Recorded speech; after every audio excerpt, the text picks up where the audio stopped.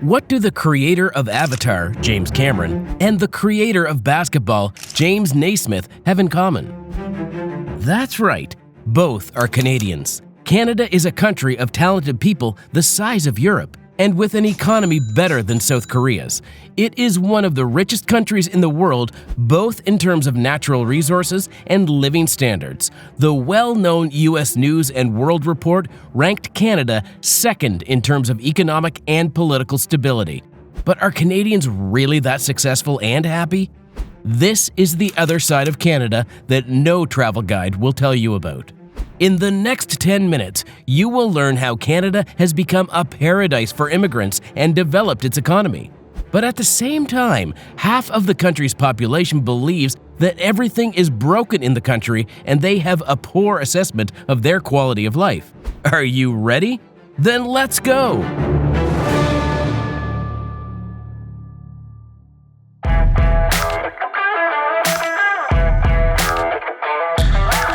First, let's play a game.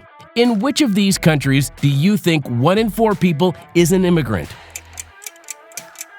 The correct answer is Canada. Yes, Canada has the highest rate of immigration per capita in the world.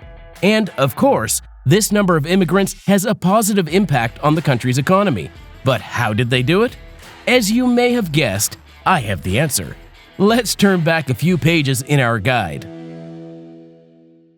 In the 19th century, Europeans were settling in Central and South America in large numbers. But for the most part, they settled in the United States of America. And already in 1870, 38 million people live in the United States, while in Canada, there are 10 times fewer people.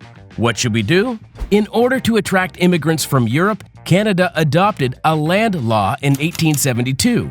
According to it, each settler receives 65 hectares of land for only $10 for registration. You have to live on it for 3 years, cultivate 20% of it, and the land will be yours. And it worked. In 100 years, the number of Canadians has increased 6 times. For example, the descendants of the same director, Cameron, come from Scotland. Today, there are 2 Canadian cities in the top 10 megacities in the world in terms of the number of foreigners. And in Toronto, half of the residents are not from Canada at all. And the country does not stop there.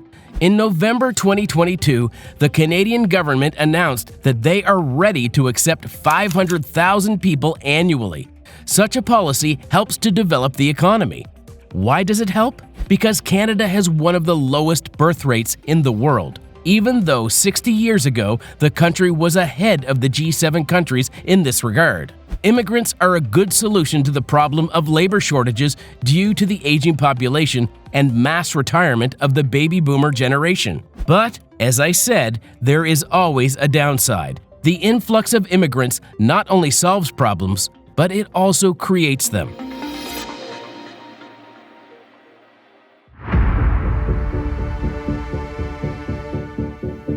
The large number of newcomers has created a housing crisis. Today, Canada has the least affordable housing market in the world.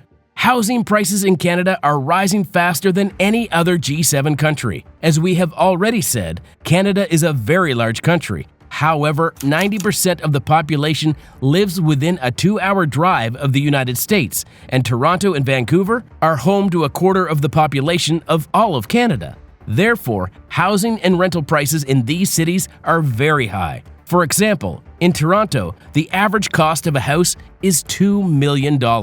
And to rent an apartment in Vancouver, you will need to pay $2,500. Over the past 10 years, the cost of an average Canadian home has more than doubled. In other words, real estate is only available to people with exceptionally high incomes. This situation is called the biggest bubble in the housing market, and this is despite the fact that the Bank of Canada is trying to control the situation by raising lending rates. The real problem is that today Canada is not able to build enough houses to accommodate everyone. But why did this happen? On the one hand, there is a massive retirement of construction professionals. In 2023 alone, according to Statistics Canada, the construction industry lost more workers than all other industries. On the other hand, there is another scenario that few people talk about. Housing policy is controlled by local city authorities, and they have no great desire to develop construction. Why? Because it will lead to a decrease in real estate values. The logic is very simple. The fewer houses there are, the higher the price, and the better for homeowners who are potential buyers. At the same time, Canadian real estate has always been a good choice for foreign investment, especially for rich people from Asia.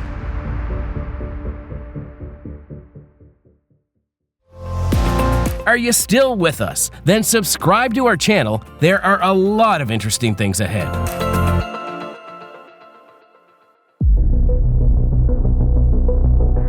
And again, let's play a game. What city in the world do you think has as many people as Canada? New York, Dubai, Paris, or Tokyo? The correct answer is Tokyo. Tokyo has almost the same population as the whole of Canada. However, Canada is the second largest country in the world by area. So the Canadian government is doing everything possible to attract more immigrants to its vast territory.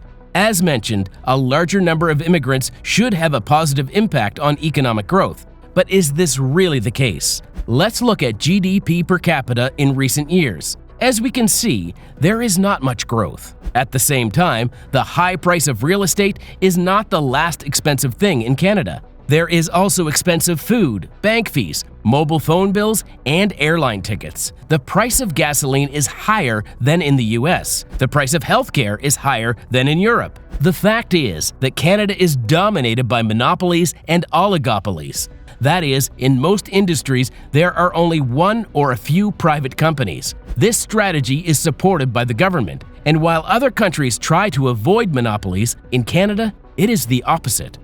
As a result, the Canadian economy consists of several giant corporations with almost zero competition. Due to the lack of competition, they raise prices just because they can, while the companies themselves are becoming less and less competitive in the international markets. That's why you won't find a single Canadian company with global access today. But didn't I say that Canada's economy is strong? It is. However, unlike most developed economies, it is export-driven. 3/4 of what is produced in the country goes to the United States. Canada sells aluminum, wood, iron, steel, gold, oil, and other natural resources. By the way, the very first oil well in the world was drilled in Ontario, Canada. Canada is one of the world's leading producers of oil, gas, timber, and wheat. However, this means that there are not many paid jobs outside of these industries. And while there is a labor shortage in Canada, the demand is mostly for low-paying and low-skilled jobs. As a result, life for the middle class is getting worse every year. As you already know, real estate prices in Canada are constantly rising. And while investing in housing is more profitable, Canadians are investing less and less in real businesses. And because of this, local companies are beginning to lose in innovation and efficiency. Canada spends the least money on research among developed economies, only $28.5 billion a year. For comparison, you can look at the spending of the United States, China, and Japan. Thus, although Canada's economy is developing, a closer look at it raises more and more questions. That is why almost half of Canadians believe that everything is broken in their country.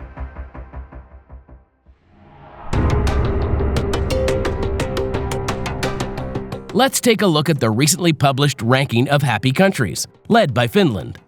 As we can see, Canada is in 15th place, and it has dropped 2 points compared to 2023. But how do the residents themselves feel about their life in their country? You can see that only half of the population is satisfied with their standard of living, and this figure is falling every year. As we know, the unaffordability of housing and the lack of high-paying jobs all affect the life of the average Canadian. Another reason is the healthcare system. Only 30.7% of Canadians think they get help in case of a medical emergency. This compares to 70% of Americans who were asked the same question. This is despite the fact that Canada spends more on healthcare than any European country. Add to this a large increase in homelessness precisely because of the lack of housing. According to various sources, it is already hundreds of thousands of people. There is also a large number of drug addicts. In recent years, the number of deaths from overdoses has been steadily increasing. This is despite the fact that drugs are officially legalized in the country. Legalization was supposed to solve the problem, but in fact, it only made it worse. All this undoubtedly affects the level of satisfaction of Canadians. Overall, Canada is indeed a rich country that is very attractive to immigrants. But on the other hand, a large number of newcomers creates new problems in the country and affects the standard of living and happiness of local residents. We will see in the near future whether the local government will be able to solve these problems. What do you think? Write in the comments and don't miss our next video.